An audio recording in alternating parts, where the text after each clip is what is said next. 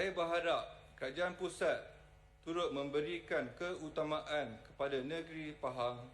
kerana pengorbanan besar negeri Pahang untuk mengekalkan keluasan hutan yang luas, alam flora dan fauna serta gunung ganang yang menjadi tunjang kestabilan ekosistem kawasan tadahan hujan dan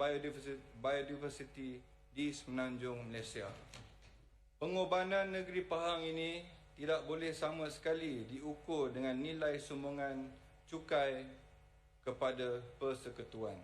tetapi cukup signifikan dari segi keseimbangan alam sekitar khususnya di Semenanjung Malaysia. Kerajaan pusat seharusnya tidak menafikan pengorbanan negeri Pahang ini dan lebih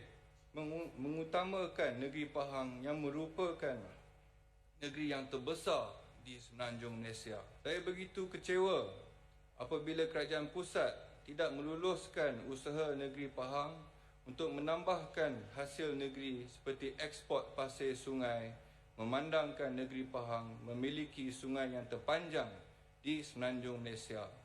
yang sudah tentu banyak mendapat pasir yang perlu dikeluarkan agar kelancaran pengaliran air sungai berlaku, seterusnya mengelakkan banjir.